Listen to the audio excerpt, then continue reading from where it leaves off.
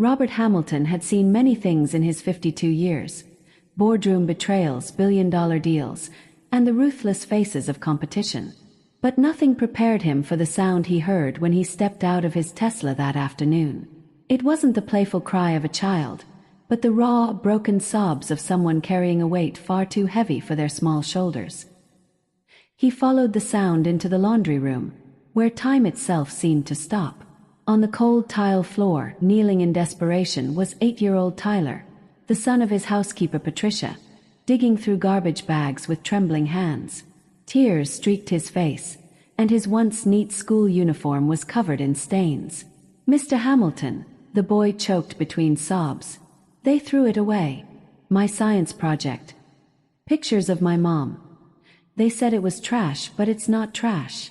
If you believe no child should ever have their dreams crushed simply because of who they are, make sure to subscribe to this channel right now, because this story will change how you see justice, prejudice, and power. Robert dropped to his knees beside the boy, confusion flooding his chest. "What things, Tyler? What are you looking for?" The boy sniffled, whispering through his tears that his principal, Ms. Coleman, had thrown away his solar energy project, the one he had built with his mother from recycled bottles and tiny solar panels. She'd told the entire class it looked like slum work and was unworthy of Prestige Academy. The words made Robert's blood run cold. When Patricia arrived, Tyler clung to her desperately.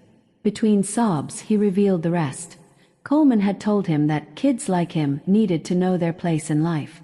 The silence that followed shattered Robert's illusions. This wasn't just about a project.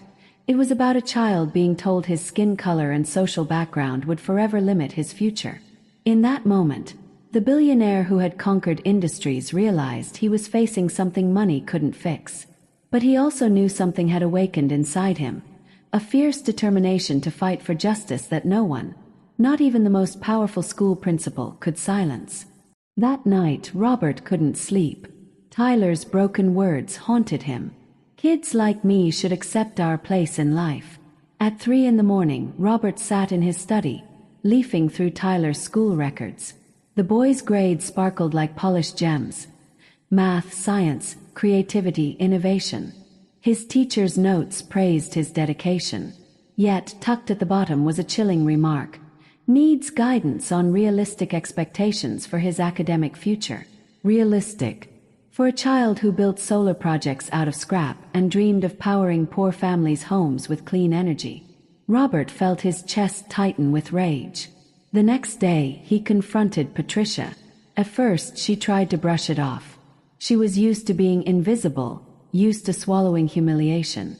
But when pressed, the truth spilled out. Coleman had been chipping away at Tyler's confidence, telling him to aim lower, to settle for fitting professions like gardening or cleaning. Patricia worked 3 jobs: cleaning offices, washing laundry, and keeping Robert's mansion spotless, just to pay for that school. And yet the very system she sacrificed for was trying to bury her son's brilliance. Robert flipped through Tyler's neatly kept folder of projects.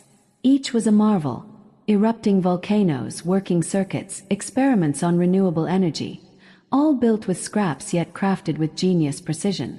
Robert felt his throat tighten. "My God," he whispered, "this boy is extraordinary." By midday, Robert was marching into Prestige Academy, straight into Principal Coleman's mahogany office. Her walls gleamed with expensive art, her smile dripping with condescension. When Robert brought up Tyler, her mask slipped.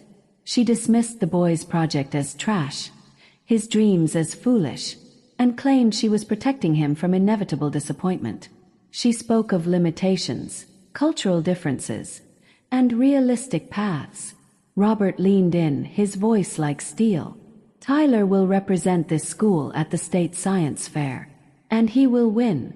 Coleman smirked, confident in her power. But Robert left her office with something she didn't know he carried: a recording of every poisonous word she had uttered.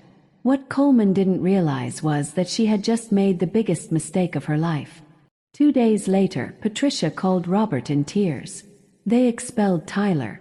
They said he stole components from the lab. But he would never steal anything. Robert's jaw tightened. This wasn't discipline. It was sabotage. Coleman wanted Tyler out, permanently. When Tyler arrived at Robert's mansion, his face was swollen from crying. His voice cracked as he explained Coleman's words. She said kids like me sometimes steal by instinct, that people from my social class can't fit into places like Prestige. Patricia's hands shook as she whispered the names of other children. Jasmine, Marcus. All scholarship kids, all black, all victims of Coleman's quiet campaign of prejudice. Robert's fury crystallized into cold determination. That night he made 3 calls. The first was to an investigative journalist, exposing systematic discrimination at elite schools. The second to a top civil rights attorney, Amanda Rodriguez. The third to a digital security firm, ordering a full investigation into 5 years of school records. He wanted proof, patterns, documents, data. The next morning, Robert walked Tyler back into Prestige Academy, hand in hand. Coleman tried to brush him off, her voice slick with fake civility. But Robert's presence was like a storm cloud. He told her plainly, Tyler was returning to class, and from now on, Robert would be watching every move. What Coleman didn't know was that every private conversation, every cutting remark, was being recorded. She thought she was shaping a child into accepting his place. In truth, she was building the strongest case of institutional racism the state had seen in decades. And Robert Hamilton was about to unleash it. 1 week later, chaos exploded at Prestige Academy. News vans swarmed the campus. Parents gathered in confusion. In the center of it all stood Robert Hamilton, Amanda Rodriguez, journalist David Chun, and Tyler, holding his mother's hand with quiet pride. Microphones captured Coleman's downfall in real time. Recordings of her words, "Kids like Tyler should accept their place in life," echoed across the courtyard. Parents gasped as case after case of discrimination was revealed. Financial records exposed her corruption. Wealthy families paying her to sideline scholarship kids so their own children wouldn't face real competition. Coleman turned pale, stammering, denying. But the evidence was undeniable. When Tyler stepped forward and asked, "Aunt Coleman, why did you say kids like me are no good?" The crowd fell silent. It wasn't Robert, the billionaire, who ended her career. It was the innocence of a child she had tried to crush. That day, Robert announced the launch of the Hamilton Educational Foundation. Tyler would not only stay in school, he would lead the charge for change. Dozens of children like him would now receive full scholarships, mentorships, and the chance to dream without limits. 6 months later, Tyler stood on stage at the Los Angeles Convention Center, hoisting the first-place trophy at the state science fair.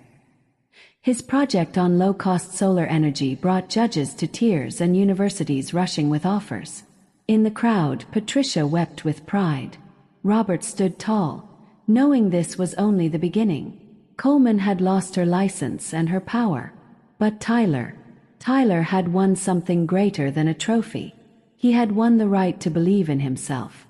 And now, because of one boy's fight, thousands of other children would too. If this story inspired you and gave you hope that justice always finds a way, don't forget to subscribe and share this video, because sometimes the smallest voices spark the biggest revolutions.